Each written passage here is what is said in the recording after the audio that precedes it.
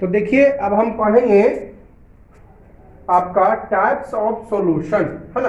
पिछले वीडियो में हम लोग सॉल्यूशन पढ़ लिए थे, क्या है सॉल्यूशन, है ना, aqueous non aqueous solution, properties of solution. अब हम लोग पढ़ेंगे टाइप्स ऑफ सॉल्यूशन। तो देखिए mainly two types of solution होते हैं on the basis of amount of solute dissolved. Solute dissolved basis पे आपका मेनली दो टाइप के सॉल्यूशन होते हैं, सैचुरेटेड और अनसैचुरेटेड, है ना। There are mainly two types of solution, mainly रूप से दो प्रकार के सॉल्यूशन। किस बेसिस पे? अमाउंट ऑफ सॉल्यूट डिसॉल्व, है ना, सॉल्यूट डिसॉल्व वैल्यू, कितना सॉल्यूट डिसॉल्व होगा नहीं होगा, उस बेसिस पे दो टाइप का, सैचुरेटेड सॉल्यूशन और अनसैचुरेटेड। सैचुरेटेड क्या है कि जितना घुलाना चाहिए घुल गया, वो हो गया सैचुरेटेड, और ज्यादा घुल रहा है तो वो हो गया अनसैचुरेटेड। ठीक है, वही लिखा है the solution in which maximum amount of solute dissolve, वह सॉल्यूशन जिसमें maximum amount of solute dissolve, मतलब जितना घुलाना चाहिए घुल गया, यानी नो मोर सॉल्यूट डिसॉल्व, अब इससे ज्यादा नहीं घुल सकता है ना। At in a given amount of solvent, है ना, दिया गया सॉल्वेंट के अमाउंट पे एट अ पार्टिकुलर टेम्परेचर, है ना, किसी खास टेम्परेचर पर, and pressure, called saturated solution. ठीक है, क्लियर हो गया आप लोगों को। सैचुरेटेड वह सॉल्यूशन जिसमें maximum amount of solute dissolve, maximum मतलब जितना डिसॉल्व होना चाहिए उतना डिसॉल्व हो गया, जितना डिसॉल्व होना चाहिए उतना आपका डिसॉल्व हो गया, तो maximum amount of solute dissolve. ठीक है, in a given amount of solvent, मतलब सॉल्वेंट भी फिक्स होना चाहिए, ऐसा नहीं कि सॉल्वेंट बढ़ा दीजिए, है ना। जितना सॉल्यूट घुलाना चाहिए वो घुल गया, यानी no more solute is dissolved at given amount of solvent, तो जितना घुलाना चाहिए घुल गया, तो उससे ज्यादा नहीं डिसॉल्व होगा किसी खास टेम्परेचर पर, प्रेशर पर, कॉल्ड सैचुरेटेड। जैसे देखिए 34 से maximum 34.7 gram KCl potassium chloride is dissolve 100 gram water at 20 degree Celsius and 1 atm atmospheric pressure, है ना। इसका मतलब 1 atm मतलब 1 एटमॉस्फेरिक प्रेशर। ठीक है, तो बताइए 34 मैक्सिमम कितना डिसॉल्व हुआ, 34.7, तो 100 ग्राम वाटर में, तो ये हो गया सैचुरेटेड। अगर 34.9 ग्राम डिसॉल्व कर देते हैं, 34.9 ग्राम, तो ये आपका सैचुरेटेड नहीं होगा, यानी जितना मैक्सिमम कितना डिसॉल्व हो सकता है 100 ग्राम में, 34.7 ग्राम, तो इतना डिसॉल्व करा दिए, तो ये हो गया आपका सैचुरेटेड। क्लियर हो गया सैचुरेटेड।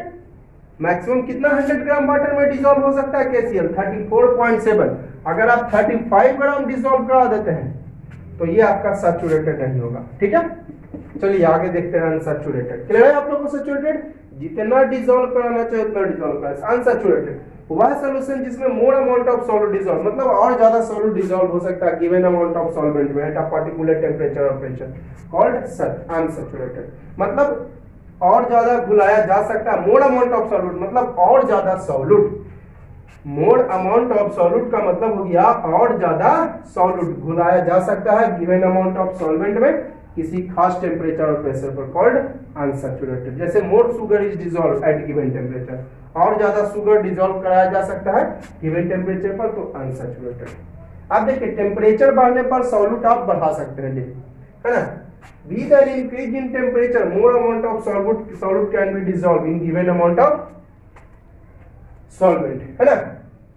टेम्परेचर बढ़ जाने पर, है ना, टेम्परेचर बढ़ जाने पर more amount of solute can be dissolved, ज्यादा सॉल्यूट आप घुला सकते हैं in given amount of solvent, है, दिया गया सॉल्वेंट के अमाउंट पे। इंक्रीज टेम्परेचर करने पर ज्यादा सॉल्यूट आप डिसॉल्व कर सकते हैं गिवन अमाउंट ऑफ सॉल्वेंट में, टेम्परेचर बढ़ने पर। यानी अगर टेम्परेचर बढ़ा दिया जाए तो शायद इसमें 34.7 ग्राम से KCl से ज्यादा डिसॉल्व हो सके।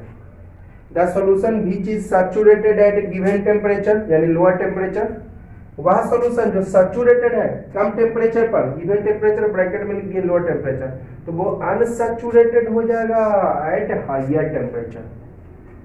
जैसे 20 डिग्री सेल्सियस पे ये सैचुरेटेड है ना जी, अब इसको 30 डिग्री सेल्सियस कर दीजिए, 40 डिग्री सेल्सियस, तो ये अनसैचुरेटेड हो जाएगा। कहने का मतलब 34.7 ग्राम से ज्यादा KCl डिसॉल्व कराया जा सकता है 100 ग्राम वाटर में। क्लियर? एक बार मैं फिर से रिपीट कर देता हूँ, टेम्परेचर बढ़ने पर amount of solute dissolve, more amount of solute dissolve, ज्यादा सॉल्यूट डिजॉल्व हो सकता है given amount of solute. The solution is saturated at given temperature, in lower temperature, कम टेम्परेचर पर जो सैचुरेटेड है यानी कि maximum amount of solute dissolve, अब ज्यादा डिजॉल्व नहीं कर सकता। सैचुरेटेड मींस मैक्सिमम जितना डिजॉल्व कराना चाहिए डिजॉल्व हो गया, अब उससे ज्यादा नहीं डिजॉल्व हो सकता है। लेकिन ये अनसैचुरेटेड हो जाएगा हायर टेम्परेचर पर।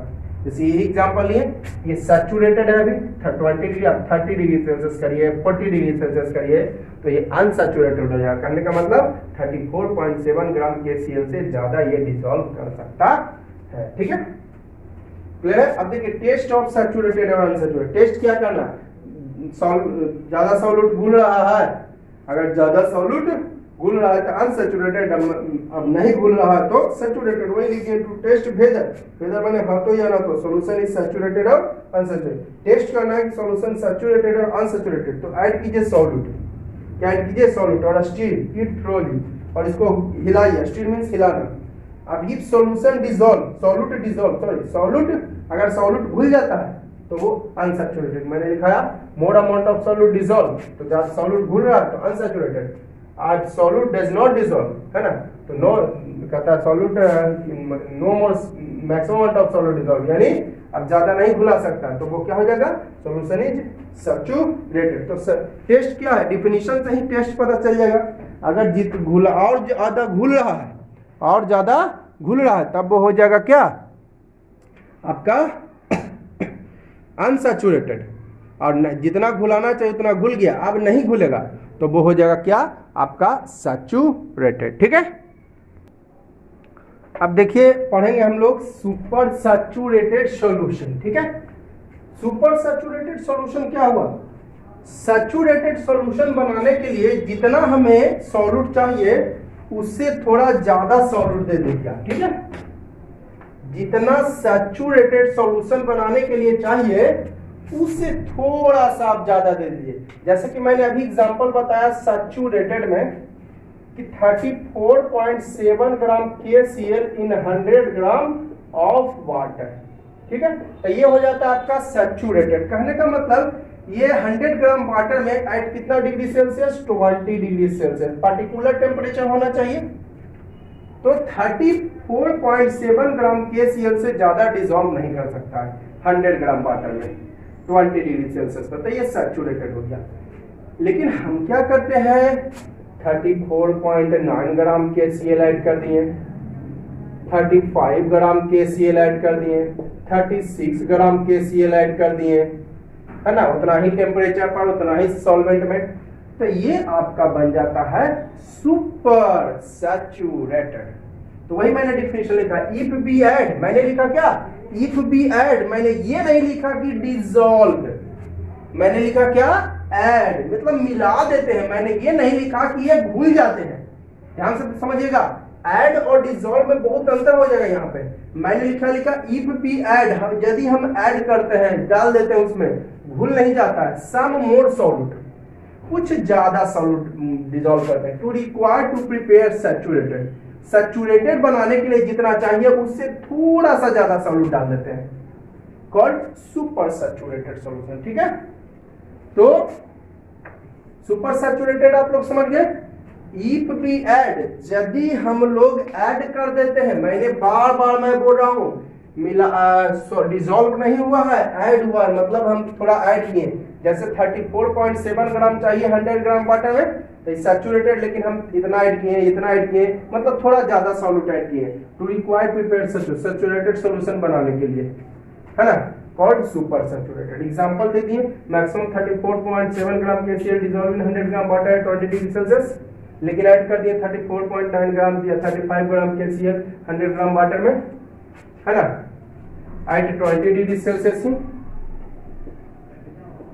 है ना, टू प्रिपेयर सैचुरेटेड सॉल्यूशन। और यहाँ पर लिख दिया हूँ एट 20 डिग्री सेल्सियस, तो इसको बार बार लिखने की जरूरत नहीं है, एट 20 डिग्री सेल्सियस टू, तो यहाँ से हटा देता हूँ बार बार टेम्परेचर, तो ये हो जाएगा आपका क्या, एक्स्ट्रा ऐड कर दिए ना, तो ये हो गया सुपर सैचुरेटेड। क्लियर है, तो यहाँ पर हम येस कर देते हैं। ठीक है ना, चलिए आगे बढ़ते हैं।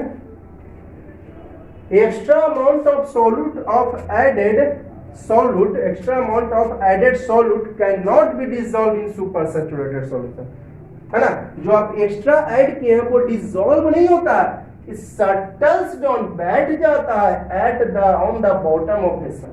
जो आप एक्स्ट्रा ऐड करते हैं ना सुपर सैचुरेटेड सॉल्यूशन बनाने के लिए, एक्स्ट्रा जो सॉल्यूट आपने ऐड किया, ऐसा नहीं कि वो डिसॉल्व, मैंने डिफिनेशन में लिखा इफ बी ऐड, हम लोग ऐड करते हैं, है ना, डिसॉल्व नहीं, ऐड करते हैं केवल, तो ये डिसॉल्व नहीं होता है, ये क्या हो जाता है, बॉटम पे जाके बैठ जाता है, ठीक है। अब एक और पॉइंट लिखा है, आज super saturated solution at given temperature can be made slowly cooling.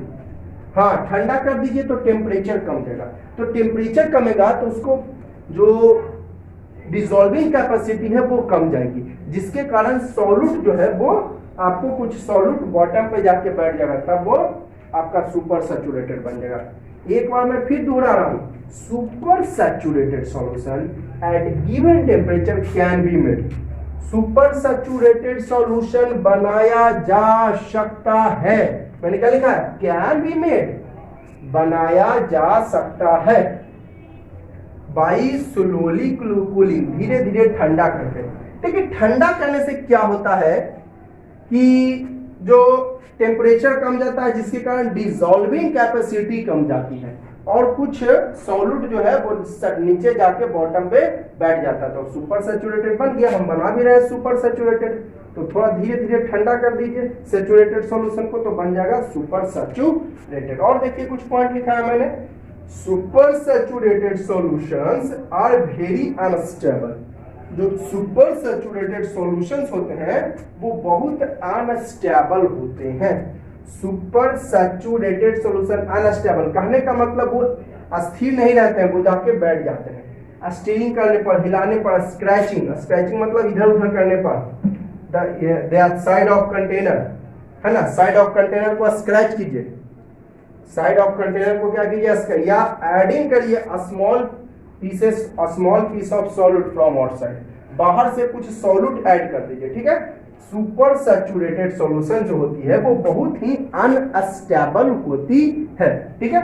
इसको आप स्टीरिंग करते हैं या स्क्रैचिंग कर देते हैं कंटेनर के साइड को, है ना, स्क्रैचिंग समझते हैं ना, और रगड़ना, या फिर एडिंग कीजिए स्मॉल पीस ऑफ सॉल्यूट, बाहर से थोड़ा सा सॉल्यूट ऐड कीजिए, सफिशिएंट टू कॉज प्रिसिपिटेशन, मतलब बैठ जाता है ऑफ द एक्सेस सॉल्यूट, तो जो एक्सेस सॉल्यूट होंगे वो आपको बैठ जाएंगे, ठीक है।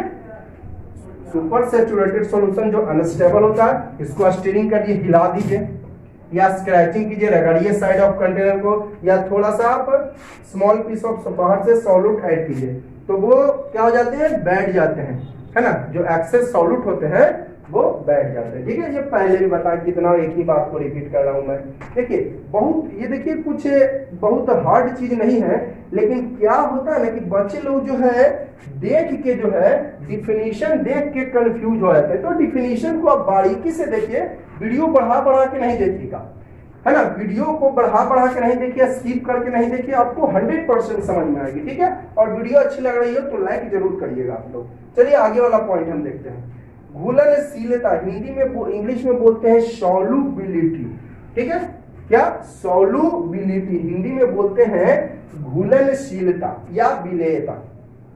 तो देखिए क्या है सॉल्युबिलिटी, तो सॉल्युबिलिटी है अमाउंट ऑफ सॉल्यूट, ब्रैकेट में मैंने लिख दिया ग्राम में, देखिए ग्राम में रहना चाहिए, ठीक है, कैसे में रहना चाहिए, अगर नहीं है तो ग्राम में आप कन्वर्ट कर दीजिए, केजी है तो ग्राम में आप कन्वर्ट कर दीजिए, क्विंटल है तो भी आप ग्राम में कन्वर्ट कर दीजिए। छोटे छोटे पैमाने पर हम लोग ग्राम का यूज करते हैं, लैबोरेटरी में ग्राम का यूज करते हैं, बड़े बड़े पैमाने पर फैक्ट्रीज वगैरह में वो केजी में यूज करेंगे, क्विंटल में भी यूज कर सकते हैं, ठीक है। तो सॉल्युबिलिटी है द अमाउंट ऑफ सॉल्यूट, कैसे में, ग्राम में, डिसॉल्व इन 100 ग्राम सॉल्वेंट, कितना ग्राम सॉल्वेंट में डिसॉल्व कराते हैं, है ना, सॉल्यूट डिसॉल्व कराते हैं, सॉल्यूट भी कैसे में होना चाहिए, ग्राम में, 100 ग्राम सॉल्वेंट में डिसॉल्व कराते हैं टू मेक सैचुरेटेड सॉल्यूशन, क्या बनाने के लिए, सैचुरेटेड सॉल्यूशन बनाने के लिए, is called solubility of solvent, क्या कहलाती है, solubility in given solvent eight given temperature and pressure of solution, ठीक है, क्लियर है। डाउट हो तो कमेंट आप लोग कीजिए, डाउट होगी कमेंट जरूर करेंगे। है ना, कमेंट में पढ़ता हूं।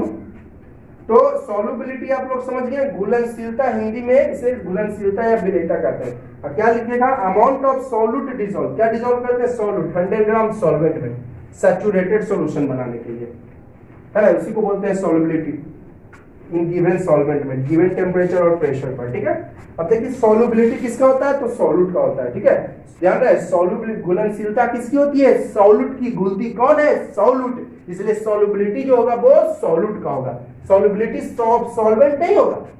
ध्यान रहे, अगर कहीं पे लिखा हो सॉल्युबिलिटी ऑफ सॉल्वेंट तो आप समझ जाइए कि ये 100% रॉन्ग है, क्योंकि सॉल्युबिलिटी जो है, घुलनशीलता जो है, घुलती जो है, वो कौन घुलती है, सॉल्यूट घुलती है, ना कि सॉल्वेंट। ठीक है, इसलिए सॉल्युबिलिटी ऑफ सॉल्वेंट नहीं होगी। तो सॉल्युबिलिटी ऑफ सॉल्वेंट, जिसका सॉल्युबिलिटी तो उसको ऊपर रखिए। अब किसमें सॉल्युबिलिटी होगी, सॉल्वेंट में, तो सॉल्वेंट वाला नीचे इनटू 100। ठीक है, क्वेश्चंस भी मैं दे रहा हूं, इस पर एक क्वेश्चन दे रहा हूं, सॉल्युबिलिटी ऑफ सॉल्यूट। ठीक है, किसका सॉल्युबिलिटी, सॉल्यूट का। ऐसे मैंने बताया सॉल्युबिलिटी सॉल्यूट का होता है, ना कि सॉल्वेंट का। तो सॉल्युबिलिटी ऑफ सॉल्यूट, ठीक है, तो सॉल्यूट का सॉल्युबिलिटी होता है ना, तो उसको ऊपर रखिए। जिसका सॉल्युबिलिटी क्या है उसको कहां रखिए, ऊपर है, तो मास ऑफ सॉल्यूट ऊपर, एंड सॉल्युबिलिटी ये जो किसमें होती है, सॉल्वेंट में होती है, तो मास ऑफ सॉल्वेंट इनटू 100 ग्राम से ना कम करते हैं, तो इनटू 100। ठीक है, तो ये आप लोग को क्लियर होगी। अब देखिए इस पर हम लोग कुछ क्वेश्चंस पढ़ते हैं, न्यूमेरिकल, छोटा छोटा न्यूमेरिकल से बहुत आसान होगा। तो देखिएगा, मैंने क्वेश्चन दिया, find the solubility of KCl if 34.7 gram KCl dissolve in 100 gram water. तो यहाँ पर देखिए, ये KCl हो जाएगा सॉल्यूट हो जाएगा, और ये हो जाएगा आपका सॉल्वेंट। तो फॉर्मूला जानते हैं सॉल्युबिलिटी का, mass of solute by mass of solvent into 100। तो सॉल्यूट कितना है 34.7 ग्राम, सॉल्वेंट 100 ग्राम इनटू 100। तो ग्राम ग्राम कैंसिल, 100 कैंसिल, यानी कितना आ गया सॉल्युबिलिटी 34.7, है ना, कितना आ गया सॉल्युबिलिटी 34.7, यानी कहने का मतलब मैक्सिमम 34 सॉल्युबिलिटी क्या बताता है, जितना डिसॉल्व होना चाहिए, maximum 34.7 gram of KCl can be dissolved in 100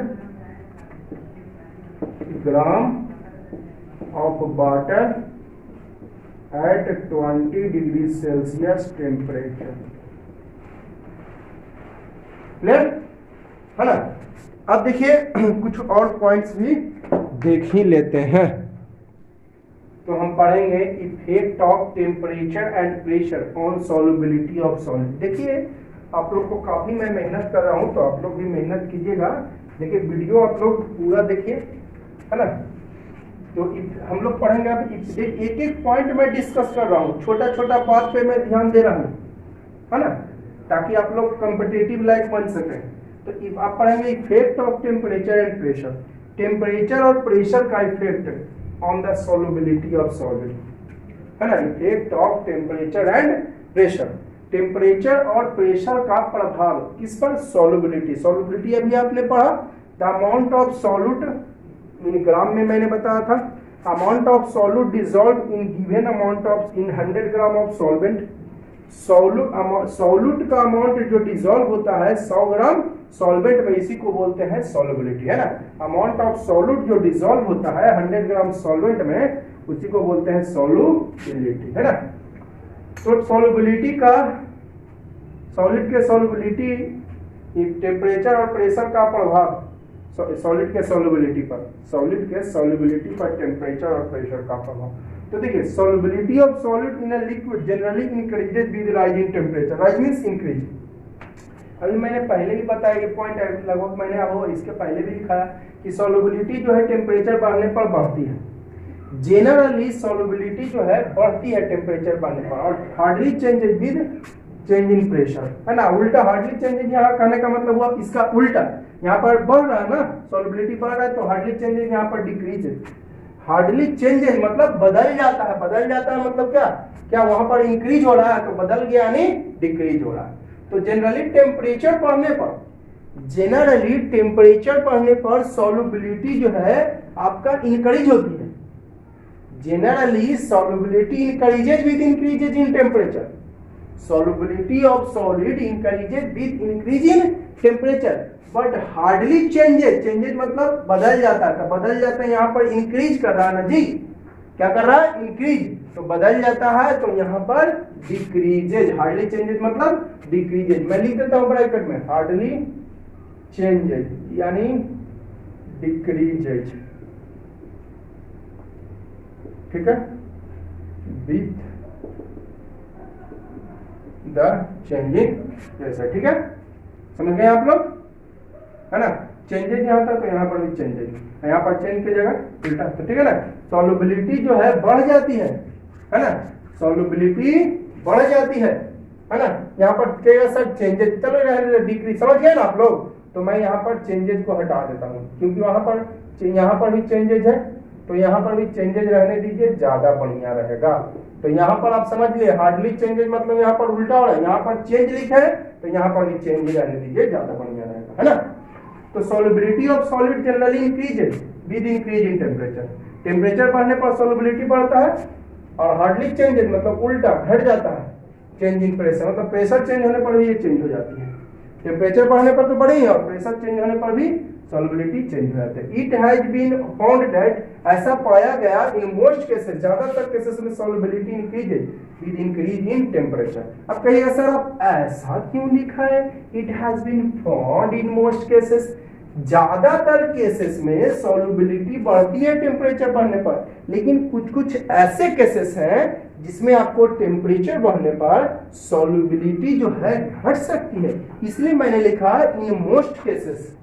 in most cases ध्यान रहे, यहाँ पर मोस्ट केसेस लिखने का मेरा बहुत बड़ा व्यू है. मैंने लिखा ये ऐसा पाया गया इन मोस्ट केसेस, ज्यादातर केसेस में आपका सॉल्युबिलिटी बढ़ती है टेम्परेचर बढ़ने पर. कुछ कुछ ऐसे केसेस हैं जिसमें सॉल्युबिलिटी घट जाती है टेम्परेचर के बढ़ने पर, इसलिए मैंने लिखा है इन मोस्ट केसेस. चलिए आगे पढ़ेंगे. In some cases extent of increase in solubility depends on nature of solid.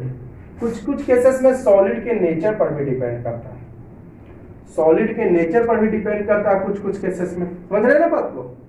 इन ज्यादातर केसेस में सॉल्युबिलिटी बढ़ती है टेम्परेचर बढ़ने पर, ज्यादातर केसेस में, यानी कुछ केसेस में सॉल्युबिलिटी घट सकती है टेम्परेचर बढ़ने पर.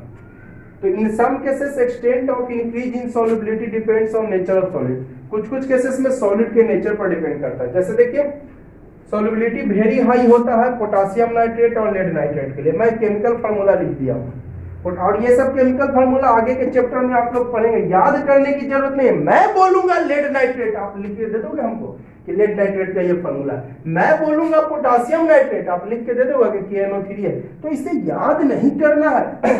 पोटेशियम यहाँ छूट गया है, फॉर पोटेशियम नाइट्रेट, तो नाइट्रेट छूट गया था हमसे, बहुत ब्लंडर मिस्टेक हो गई थी. चलिए कोई बात नहीं, गलती का मैंने पश्चाताप कर लिया. तो सॉल्युबिलिटी बहुत ज्यादा होता है पोटेशियम नाइट्रेट के लिए और लेड नाइट्रेट के लिए. तो सॉलिड के नेचर पर भी डिपेंड किया. तो सॉल्युबिलिटी जो है आपका सॉलिड के नेचर पर भी निर्भर करता है. सॉल्युबिलिटी बहुत ज्यादा होता है पोटेशियम नाइट्रेट के लिए और लेड नाइट्रेट के लिए, यानी बहुत जल्दी डिसॉल्व हो जाएगा, बहुत ही जल्द डिसॉल्व हो जाएगा पोटेशियम नाइट्रेट और lead nitrate. Solubility is very low for potassium sodium chloride. Sodium chloride के लिए सॉल्युबिलिटी कम होता है. तो सॉलिड के नेचर पर डिपेंड कर रहा है ना. तो सॉलिड के नेचर्स पर भी आपको नेचर पर भी सॉल्युबिलिटी डिपेंड करती है. लेड नाइट्रेट के लिए और पोटेशियम नाइट्रेट के लिए सॉल्युबिलिटी बहुत ज्यादा होता है, यानी बहुत जल्दी डिसॉल्व होता है. लेकिन सोडियम क्लोराइड समझते हैं ना, खाने वाला नमक, उजला नमक, सॉल्युबिलिटी उसके लिए कम होता है. अब देखिए ध्यान से देखिए ये दोनों पॉइंट को, ये दोनों पॉइंट है. सम सबस्टेंस नहीं, ये दोनों पॉइंट को, ये तो सिंपल है, एक्सेप्शन केस वाला. Some substance such as calcium sulphate CSO4, calcium acetate, acetate होता है CH3COO, CH3COO हो गया एसिटेट, और कैल्शियम तो Ca है ना. अब कहेगा ये होल टू क्यों लिख दिए, तो मैं आपको आइटम्स और मॉलिक्यूल्स में केमिकल फार्मूला लिखने के लिए आप लोग को बताऊंगा. याद करने की कोई जरूरत नहीं, मैं कहूंगा कि आप right the chemical formula of calcium acetate, तो आप लिख के दे दोगे. मैं तो कहूंगा right the chemical formula of calcium sulphate, तो आप आसानी से लिख दोगे, तो मैं आपको ये याद करने की जरूरत नहीं है, आगे मैं बताऊंगा भी। तो some substances such as calcium sulphate, कुछ कुछ सबस्टेंसेस जैसा कि कैल्शियम सल्फेट हो गया, calcium acetate CH3CO whole two Ca, the solubility decreases with increasing temperature. तो इसमें सॉल्युबिलिटी जो है आपका घट जाती है टेम्परेचर बढ़ने पर, इसलिए तो मैंने लिखा इन मोस्ट केसेस, ज्यादातर केसेस में सॉल्युबिलिटी बढ़ती है टेम्परेचर बढ़ने पर, लेकिन कुछ कुछ ऐसे केसेस हैं जिसमें सॉल्युबिलिटी घट जाती है टेम्परेचर बढ़ने पर। किस किस में? जैसे कि यहाँ पर दिखा हुआ है कैल्शियम सल्फेट और कैल्शियम एसीटेट में सॉल्युबिलिटी घट जाती है विद इंक्रीजिंग टेम्परेचर, टेम्परेचर बढ़ने पर। तो ये कुछ कुछ पॉइंट्स है, आप लोग रिमेम्बर कर लीजिएगा भी, है ना। कुछ कुछ पॉइंट्स है जो कि आपको रिमेम्बर करना पड़ेगा, जैसे ये सब पॉइंट, ये पॉइंट मैंने लिखाया रिमेम्बर, ये सब तो जनरली आप लोग समझ ही गए होंगे, ये सब पॉइंट रिमेम्बर है। ये देखिए, ये दोनों पॉइंट आप तो ध्यान से देखिएगा, द सॉल्युबिलिटी, ध्यान से देखिएगा, ये दोनों पॉइंट बहुत इंपॉर्टेंट है, ये दोनों पॉइंट, है ना, बहुत इजी है और बहुत इंपॉर्टेंट है, इजी वाला है भी और इंपॉर्टेंट भी है। The solubility of those substances, वे सभी सबस्टेंसेस की सॉल्युबिलिटी, ध्यान से देखिएगा, वे सभी सबस्टेंसेस की solubility which dissolve with absorption of heat, जो घुलती है हीट को, एब्सॉर्प्शन मीन सोखना, जो हीट को सोखने के साथ जो है घुलती है, वे सभी सबस्टेंसेस की सॉल्युबिलिटी जो घुल जाती है, कैसे कैसे हीट को एब्सॉर्ब करने पर घुलती है ना। वे सभी सबस्टेंसेस की सॉल्युबिलिटी जो घुल जाती है हीट को एब्सॉर्ब करने पर, तो हीट को जो एब्सॉर्ब करता है कॉल्ड एंडोथर्मिक प्रोसेस, और हीट जो रिलीज करता है, छोड़ता है, उसको बोलते हैं एक्सोथर्मिक प्रोसेस, है ना। एंडोथर्मिक क्या है? जो हीट एब्सॉर्ब करता है, लेता है, तो एंडोथर्मिक, और हीट रिलीज करता है, छोड़ता है, एक्सोथर्मिक। देखिए एक्स मतलब होता है एक्स्ट्रा, बाहर जाओ, एक्स मींस क्या होता है? एक्स्ट्रा, बाहर जाओ, तो बाहर हीट निकल गया तो वो हो गया एक्सोथर्मिक, ठीक है।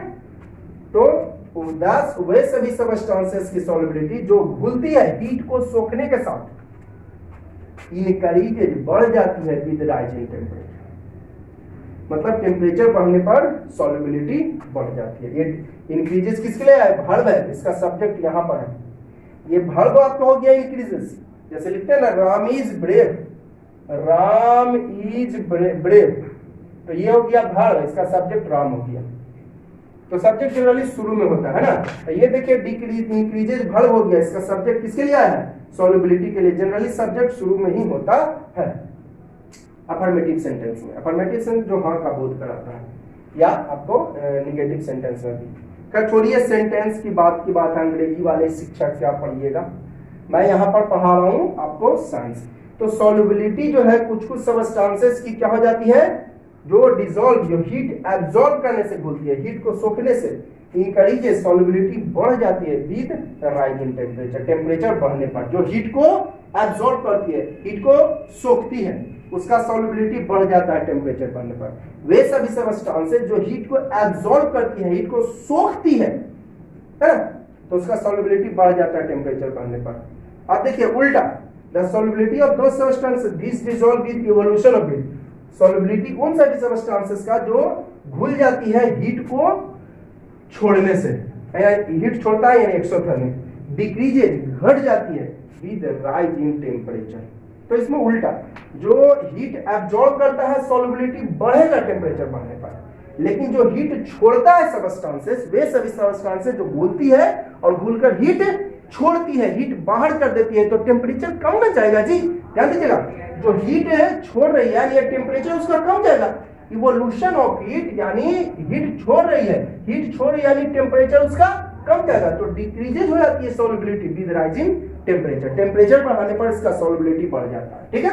एक बार फिर से दोहराता हूं, देखिए है बहुत बहुत इजी, लेकिन आप लोग को लगता है क्या लिखा हुआ है, तो देखिए मैं इसको इजी कर रहा हूं। सॉल्युबिलिटी वे सभी सबस्टेंसेस का जो हीट को सोखती है, जैसे कि शुगर को डिसॉल्व कराते हैं वाटर में, तो मान लिया उसको वही शुगर जो है हीट एब्सॉर्ब करती है, सोख रही है।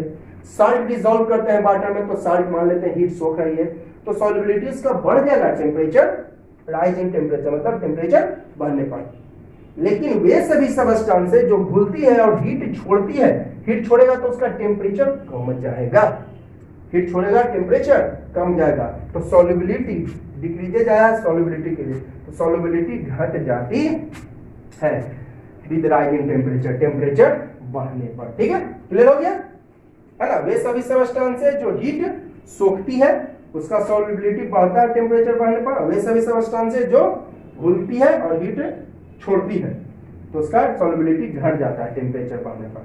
अब देखिए ये last point, effect of temperature on solubility, ये तो थोड़ा सा एक दो नजर देख लीजिएगा, आपको रिमेंबर भी हो जाएगा, क्यों का रीजन भी मैं आपको समझा चुका हूँ। Effect of temperature on solubility of gas, अगर वीडियो ना समझ में आए तो वीडियो को एक दो बार पीछे कर लीजिए, है ना, 1 मिनट 1.5 मिनट 1 मिनट 1.5 मिनट आप पीछे कीजिए, 2 मिनट पीछे कीजिए और फिर से समझने का कोशिश कीजिए, अगर ना समझ में आए तो ठीक है 2 मिनट पीछे करके फिर से समझने का। ये सब थोड़ा पॉइंट्स वाला है, पॉइंट्स थोड़ा देखना पड़ता है ना, बहुत ज्यादा हार्ड भी नहीं है, तो ठीक है समझ में आ रही है तो वीडियो अभी आप लोग जरूर लाइक करिएगा और अपने दोस्तों को जरूर शेयर कीजिएगा। चलिए एक लास्ट पॉइंट देख लेते हैं, effect of temperature on solubility of gas, temperature का इफेक्ट गैस के सॉल्युबिलिटी पर, टेम्परेचर का प्रभाव गैस के सॉल्युबिलिटी पर। तो देखिए solubility of gas in a liquid decreases with rising temperature, solubility of gas in a liquid यानी गैस डिसॉल्व करते हैं लिक्विड में, जैसे कि dissolving of solubility of CO2